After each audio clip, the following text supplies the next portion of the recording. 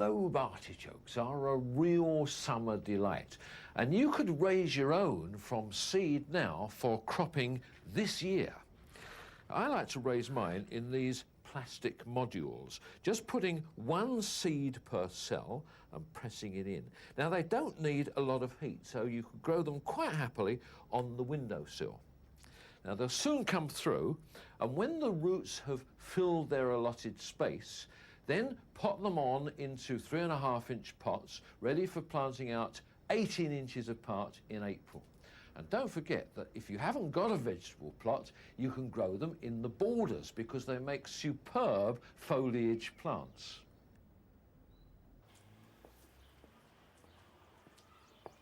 One of the pleasures of walking through the town is that you can peer into everybody's front gardens. But of course, the real secrets are at the back. Thomasina, this garden is tiny. I reckon we could almost stretch across it, the pair of us. Let's try. Almost, but not quite. Really? And it's not much longer either, is it? What are the actual dimensions? 15 by 20. Good design begins at home, and designer Thomasina Tarling gained her experience in creating tiny green spaces right here outside her own back door. She's evolved some design rules for patio gardens. I think one of the most important things is to get what are bones in a garden like this, which is evergreen bones, and you need variegated foliage to give something that's going to make it look nice all year round, which is vital. Actually, the first thing I noticed when I walked into the garden was these two, I'm not quite sure what they are. Cupressus glabra, standard Cupressus glabra. And mostly people's eyes seem to go to them. Then, hopefully, you wander about and then go up. I think it's awfully important to have several different heights and levels. So to get that height, you rely on climbers on a trellis? Not too rampageous ones, if possible, ones that you can slightly control. But yes, certainly. Next height down, standards. Standards. And the shrubs that have grown up, I've allowed them to grow only so high, and I cut them if they get any higher.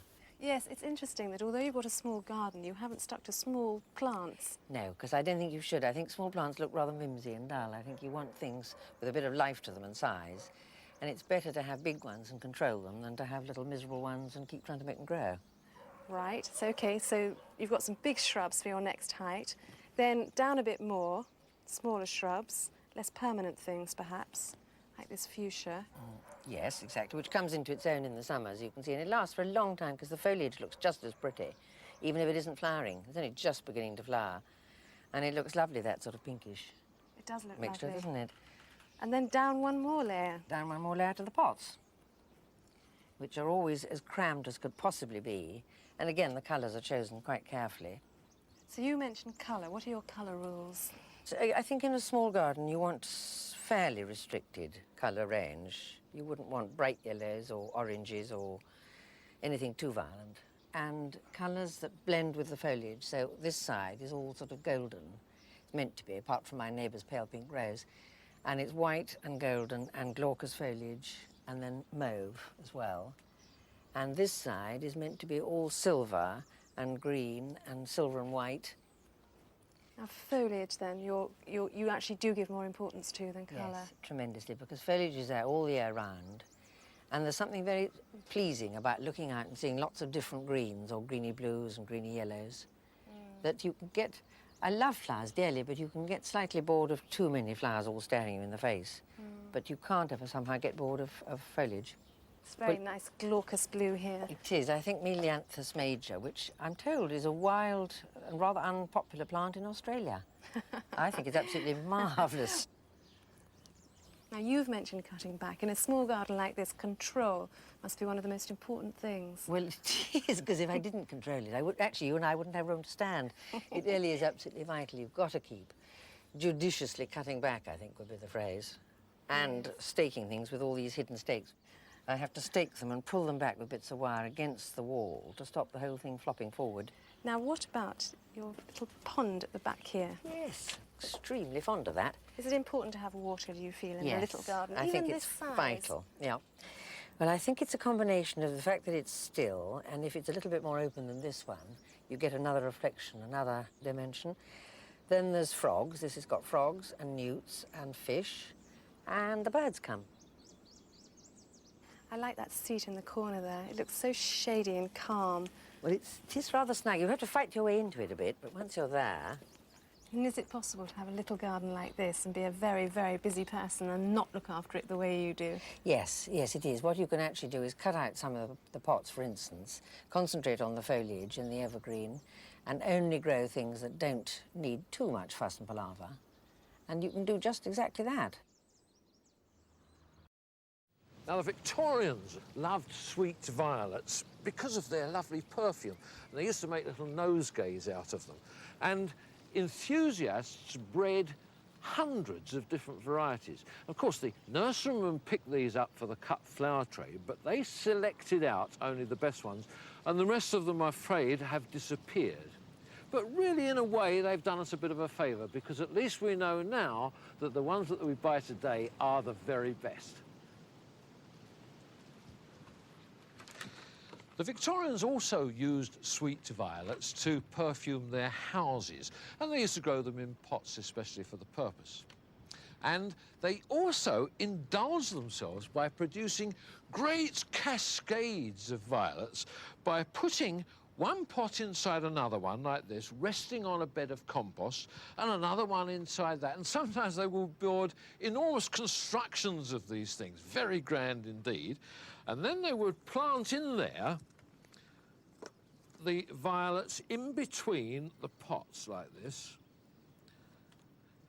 And you fill all round, and when, of course, they grew, they would produce something like this. Now, all these are in bud at the moment, and when they're brought into the warmth of the house, they'll burst into glorious flower, and we'll have this lovely cascade of blue. And I tell you what, you simply won't find a better air freshener anywhere. Now, have you ever thought that you'd like to brighten up that scruffy verge outside your house? Perhaps you'd like to just mow the grass a little bit more often than the council do, or to plant a tree to improve your view. Well, last summer, Wray met a group of people who've done just that without falling foul of the law. Chris, this is a very wonderful, colourful little strip you've got here. Is this part of your garden? No, this patch belongs to the council, actually, but it used to be just a patch of rough grass, and like our neighbours have done, we decided to dig it up and plant flowers, you know. So aren't your plants actually trespassing on council ground? Probably, but I think it looks better than the grass. Have you had any complaints from the council? No, never. I should think they should be pleased, shouldn't they? I'm sure they should be very pleased. Not more plants trespassing on council ground. No, we're not trespassing. We were given permission to have these beds here. In fact, Right. I think it was the district council who put the beds here for us. This is just a little bit of colour, you know, with the background of lawn around it, because all this is common land. Right. So, and the council come and cut it for us. So it's a blend of the two, really. Now, how? What's the principle here where the residents have planted up what is effectively the land you're responsible for? Well, yes, I have to say it looks very nice indeed. And we certainly wouldn't offer any objection to this type of work. If a particular individual wants to maintain a verge outside his property to a higher standard that we would require as a highway authority, then fine. It has to be remembered always that the verge does provide a safe refuge for pedestrians, particularly when the road is narrow perhaps, and somebody's pushing a pram along the road and a vehicle comes. They need a safe refuge to step onto. The verge must always remain the property of the highway authority, because it may be required in the future for provision of footpaths or local widening or whatever. This stream has been there for many years, actually, and originally it crossed the road and ran down to the river. But then they wanted to pipe it in to widen the road, and when they got to this point, I was quite concerned because they were going to pipe it in to the extreme. Going to culvert the whole of this? Culvert the whole thing. That would have been criminal to do away with such a large... Well, that's what I thought. I saw possibilities of developing this as a feature. Yes. So I went to the council and got permission for them to stop it here, which they agreed to, and I would develop this as a feature stream. And I built up walls on either side Yes. and formed little waterfalls across in the stream itself and planted up the edges with flowers. And Well, that was about 80 years ago, actually. Well, it's certainly matured very It well. has matured, I think, yes. It's much appreciated, I think, by both the villagers and the visitors who come along here. What is the exact position as regards the law? Well, it's very simple, really, because the Highway Authority owns the road, the highway, and have to maintain it. And they also own the verges.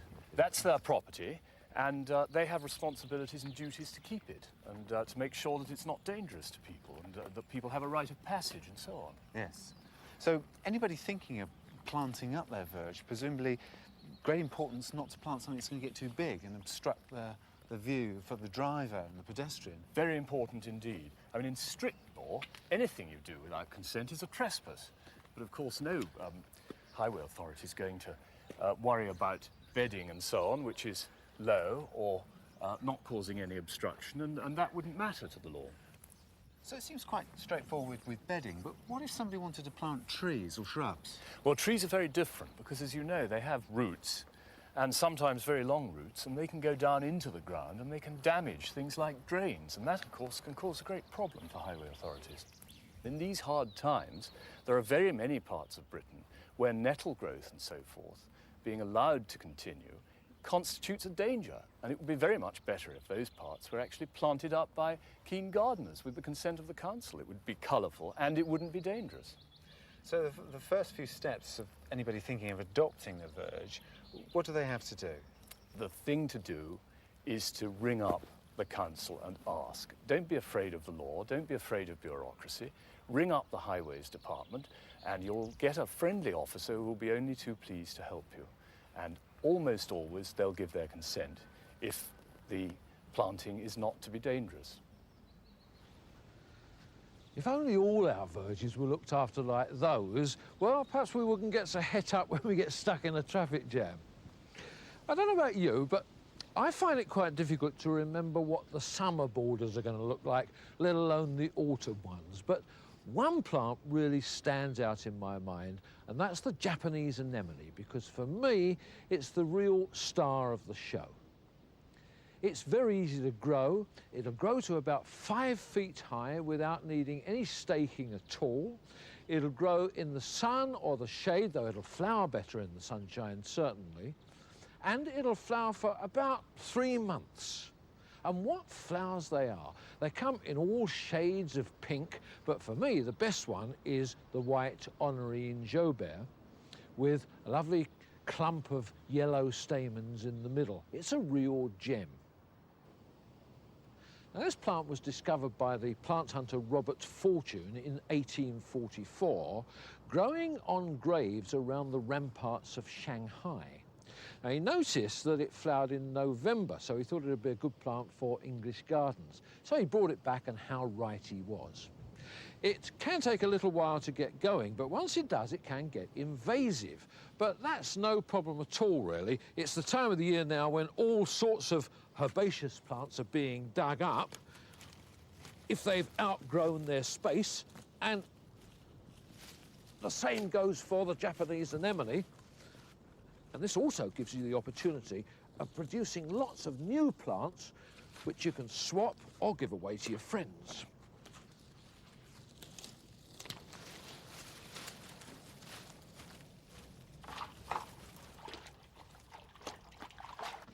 The way to propagate Japanese anemones is by root cuttings. So I've first of all washed the clump in a bucket of water and then cut off some likely looking roots, and they're something a little less than pencil thick.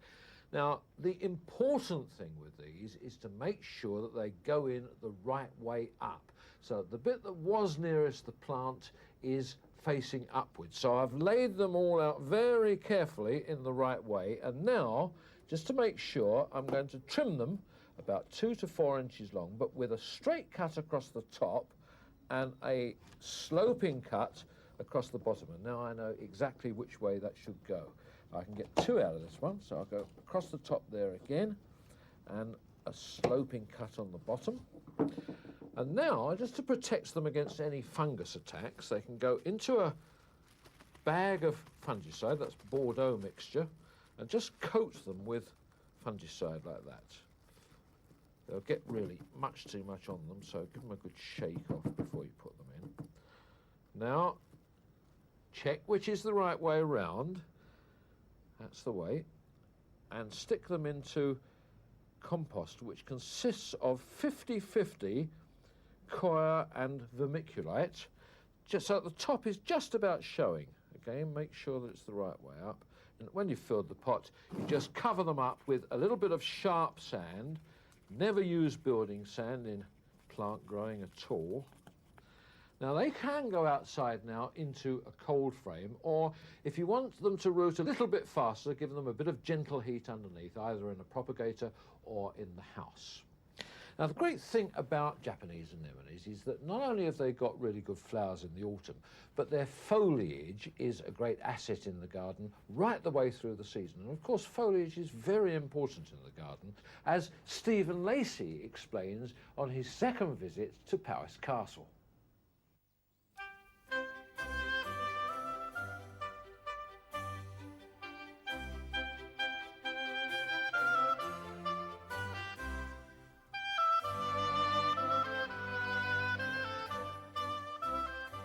Leaves contribute quite as much to the seasonal drama of the garden as flowers. Early in the year, the limes, yellows and oranges of the awakening trees and shrubs are as electrifying as the petals of the first flowers. In summer, they mature into a haze of mellower greens and olives, plums and greys.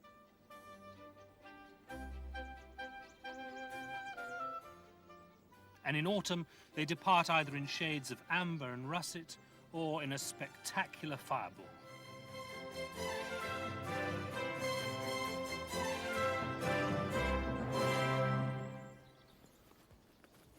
All this can be treated as secondary, complementary activity to the coming and going of flowers. Or, as in many parts of Powys, it can be harnessed into the design.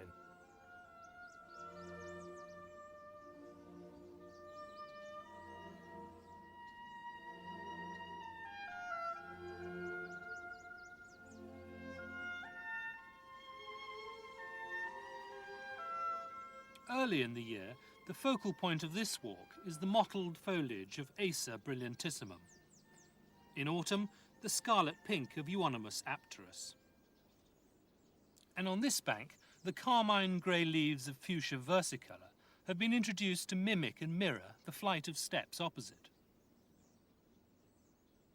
It's not just the colours of leaves that can fire the imagination. It's their shapes, textures and sizes too.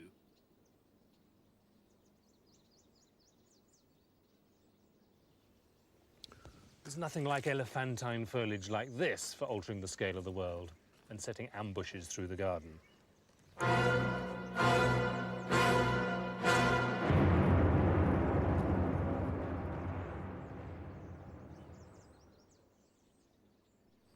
You can also use leaf size to change the focus of a garden. Put large leaves in the foreground and small leaves in the background, and the eye is stopped, and the leaves behind seem smaller and further away.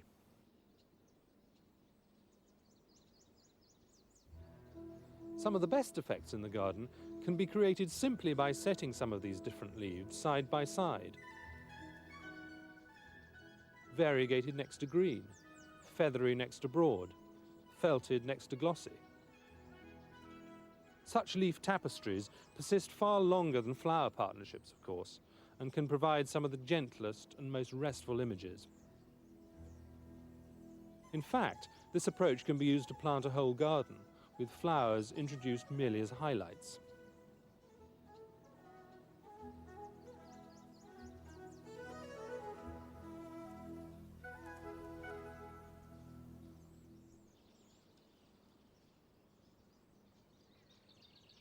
Powys is famous for its herbaceous borders, but they don't really start motoring until July. It takes vision to be able to juggle with all the seasons simultaneously. Powys's resident genius is head gardener Jimmy Hancock. It all starts with leaves, so the leaf is very important, obviously, in the earlier part, and the leaves blend in with the other mixtures. We're very lucky in one way because as these borders relate to the north and the soil is on the moist side, the freshness is extended over a longer period. And that gives you a good feeling both for new flowers coming out and for intermingling them. You don't get the feeling of the border in any way feeling empty. We've planned it ahead, and what we actually do is look at the borders at various stages, and if we need it to change anything, then we would make notes on the change to see what wasn't quite right, what didn't work in. What about somebody with a smaller garden? I mean, do the same principles apply? Yes, I think they do apply. Obviously, you've perhaps not got to be so ambitious with the very large plants. But I think one of the difficulties with small gardens and houses is that the house dominates the garden. And in actual fact, I certainly would tend to use my house as part of the garden, and it'll certainly be covered with quite a lot of things. It does make a completely different atmosphere. The fact that the leaves themselves are changing through the seasons contributes to the display. Early on in the year, the flowers are benefiting from the lush company of fresh young growth, and here in autumn from the fiery tints. There's even sinister drama from the more advanced processes of decay.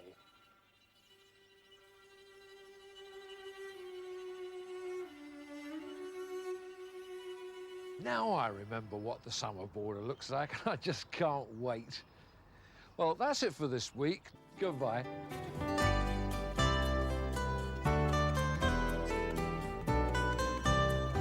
Tonight at 11 with an encounter with an 8,000-year-old tree. If only it could talk. That's in The Trees That Made Britain. Before that, we'll be encouraging wildlife in suburbia with Matt James's Eco Eden.